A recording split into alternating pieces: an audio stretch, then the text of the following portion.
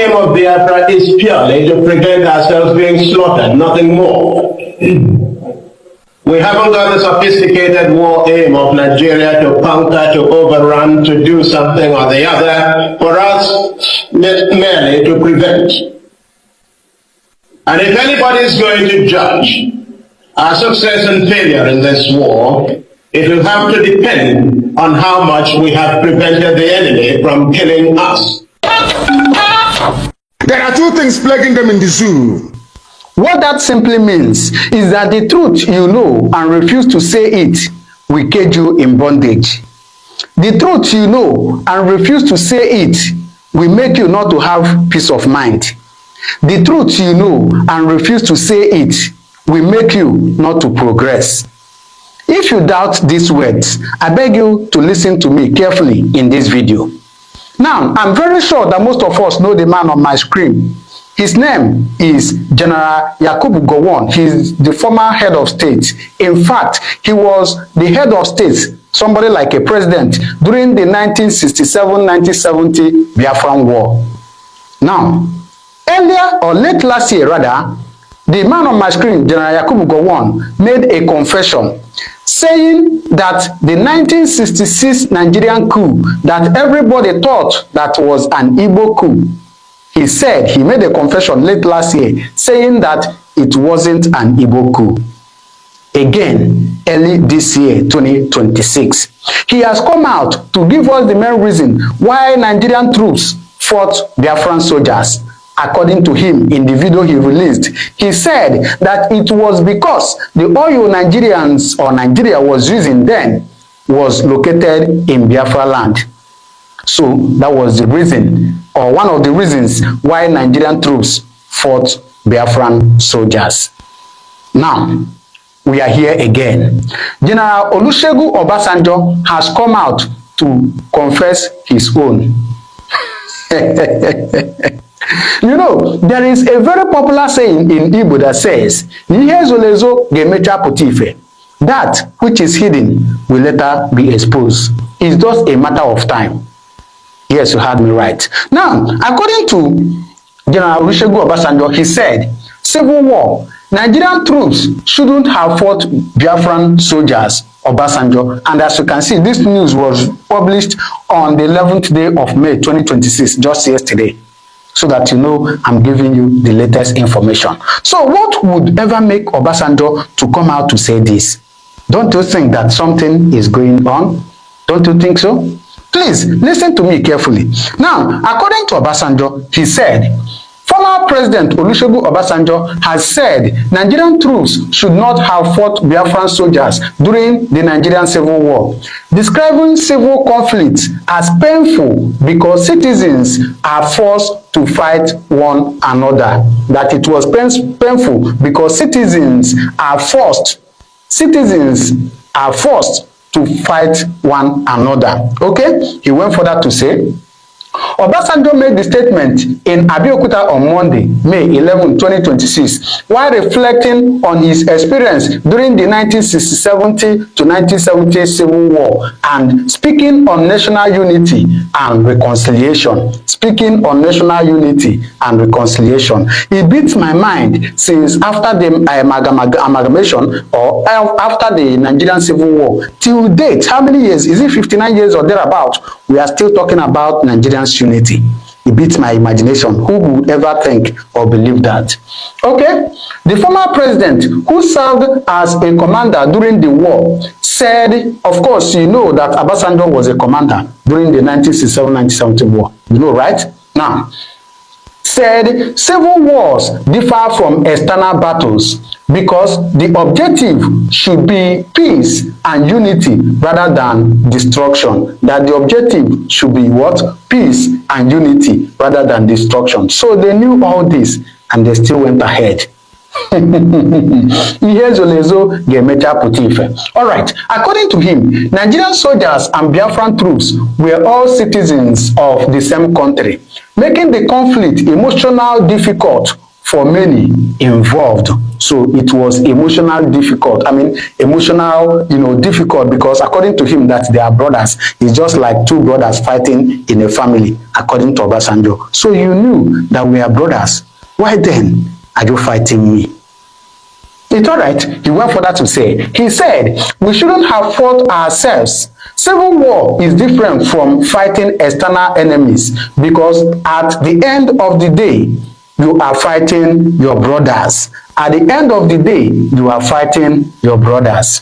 Finally, on this note, he added that the lesson from the war should encourage Nigerians to promote peace, dialogue, and unity in order to prevent another national conflict. It also beats my mind that after 59 years, I hope I'm correct, of the civil war in Nigeria, that we are still talking about something to do to avoid another national war.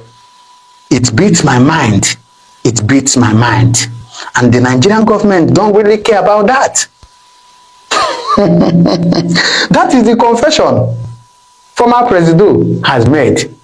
That, come on, we shouldn't have done that, that we are all brothers, that we are all sisters. But as I always say, if you want to find, or if you want to, solve a problem, start from the root.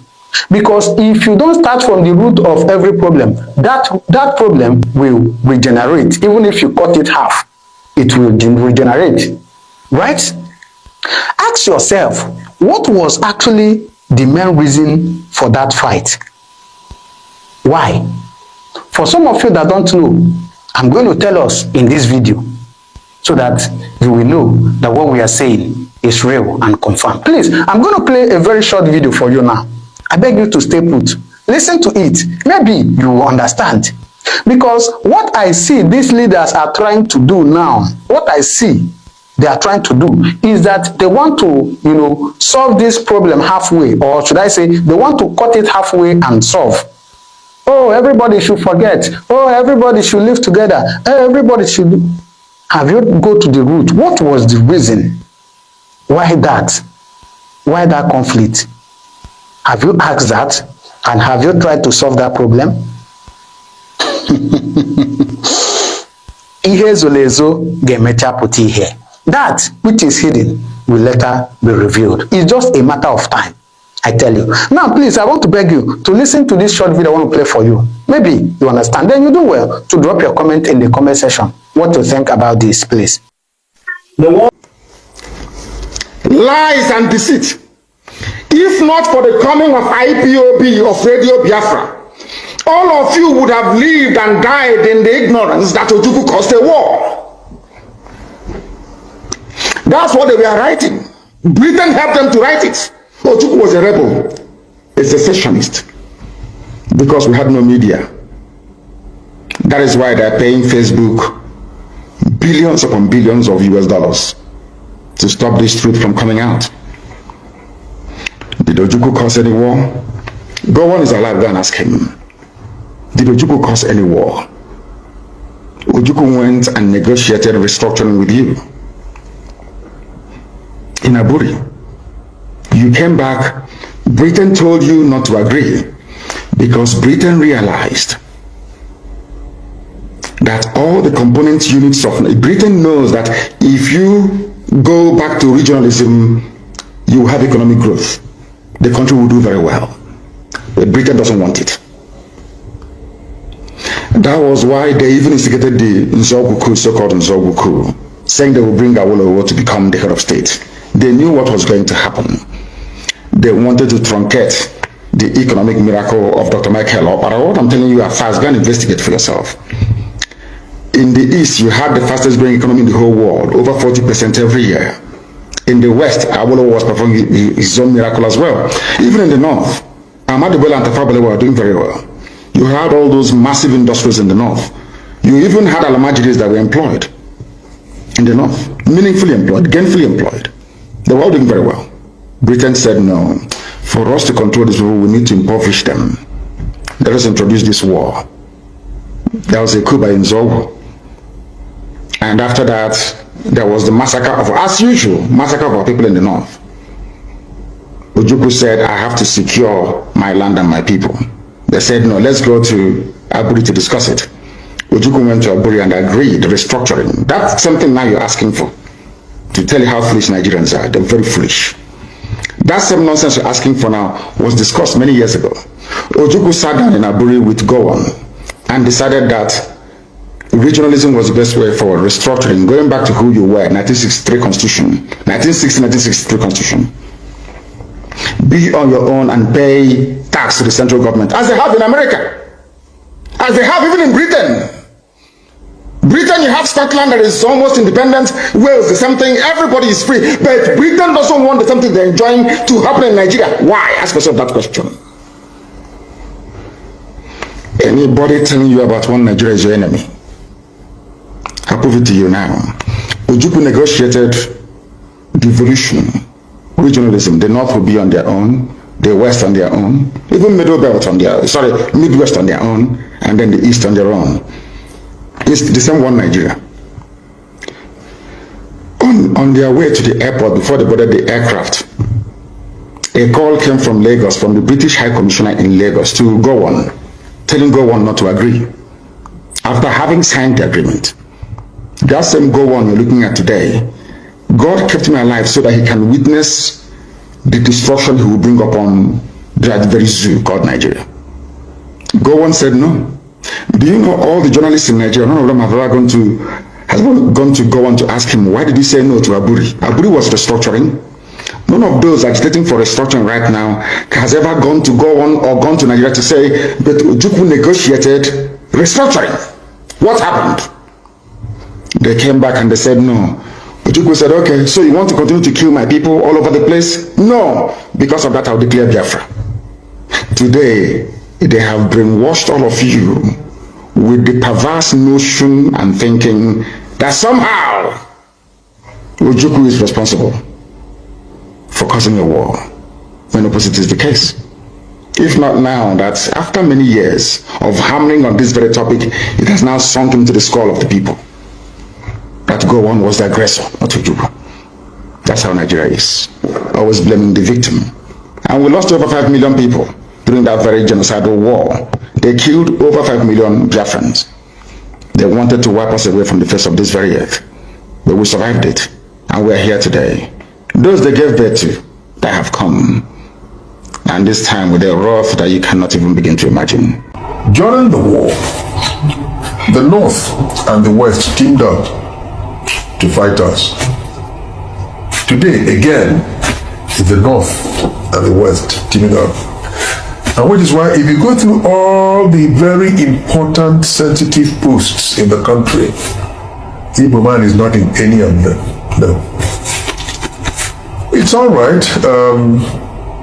The God who has always led us, directed us, will one day, someday vindicate us. Whatever it is we're entitled to in this country, I think God will give it to us. I believe so. Even if our brothers deny us that. People who are afraid of competition will tell you that somebody wants to dominate them. Nobody is dominating you. The last thing the Igbo man will do is to dominate anybody. He's not interested in that. An Igbo man finds himself in Kaura Namoda. He wants to settle down. He ends up marrying a woman from Kaura Namoda. I mean, is there anything criminal about it? That you fell in love with a native girl and you married her. Is anything wrong with that? I have 5 sons. One of my sons is married to a Yoruba girl. He brought her to the house and I said, hey, listen, do you love my son? Yes, I do. Yeah, come on.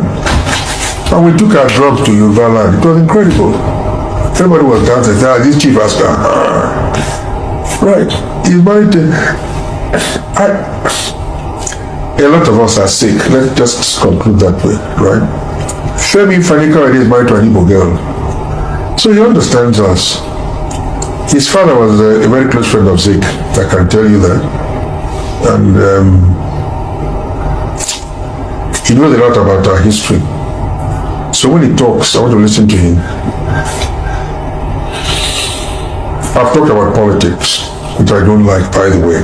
but I am compelled to, because when people deliberately organize themselves into groups that exist purely to distort facts, people like us are bound to make statements to counter them. I mentioned something earlier. I said, if you hurt an evil man once in politics, it's not likely ever to give you a second chance to hurt him again. There's a book called The School for Scandal by Richard Bentley Sheridan.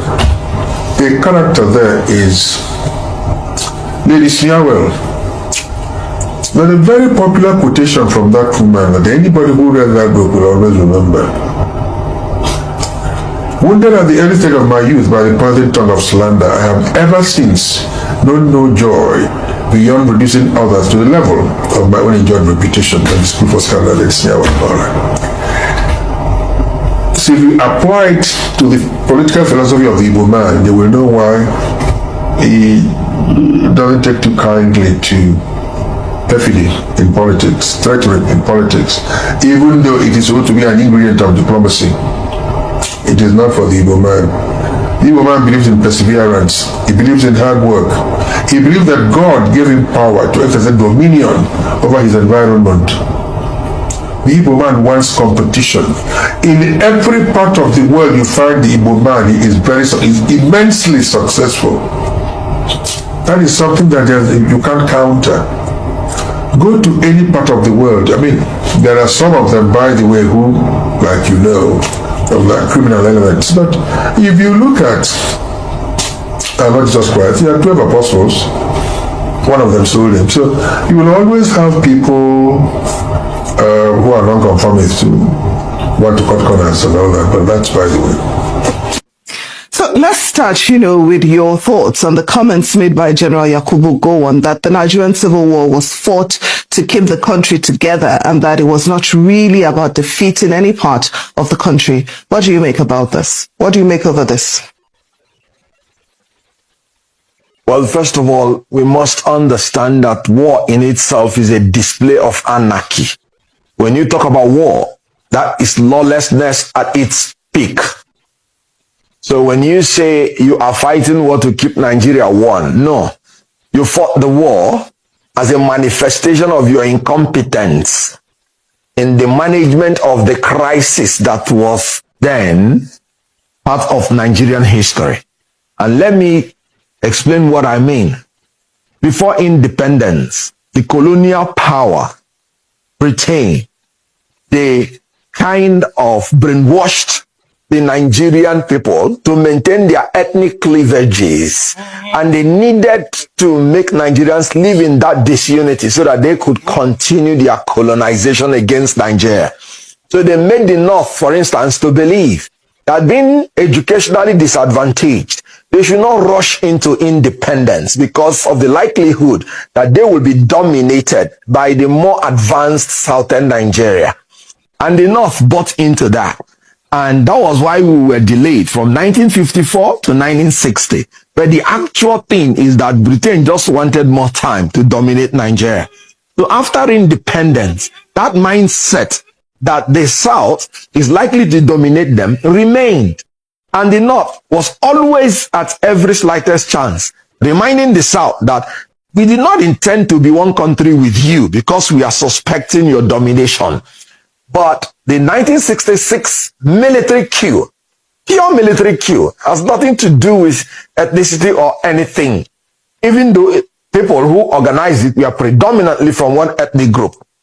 But that reinforced the belief by the North that these people, we said it, they want to dominate us.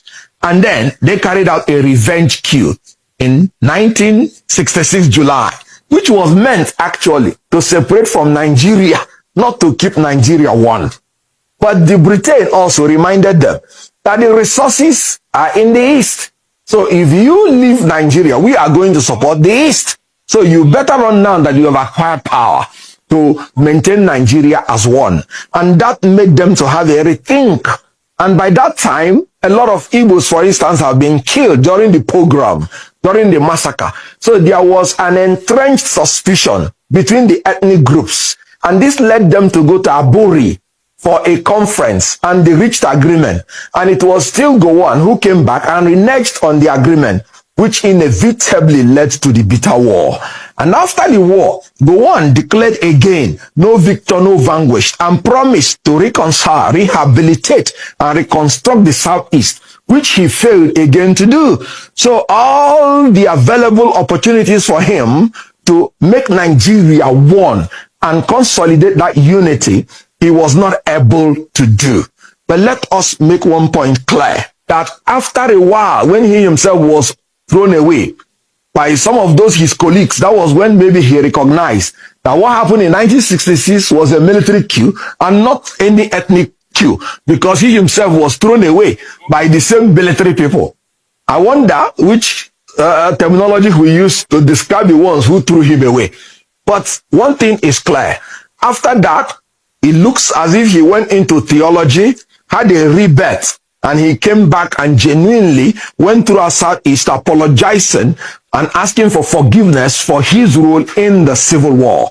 And we know that though the Southeast has been marginalized and ill-treated in that war, which was not caused by them, we know that Gowon has tried to make certain types of penance. We should forgive each other because hostilities need not last forever. So I can submit respectfully that ethnic chauvinism, the youthful exuberance of the military young chaps that took over government, who were actually very impressionable at that age, their inability to manage the crisis contributed in the disunity that resulted in the Civil War.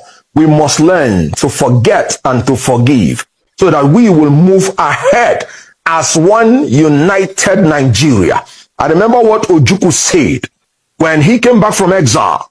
He said, we have fought one civil war. We don't need to fight another one. That he's going to go to war to fight if Nigeria is ever threatened again. And I stand by that. Nigeria being the hope of the black man. Nigeria being the hope of Africa. Nigeria being blessed, and in our enlightened self-interest, the capabilities and blessings of Nigeria will be better harnessed if we come together, live together under one united Nigeria. Nigeria based on equity, unity, peace, and justice. Nigeria will achieve its aims. I support the opinion that we should move ahead now as one united Nigeria, and I'm willing to fight.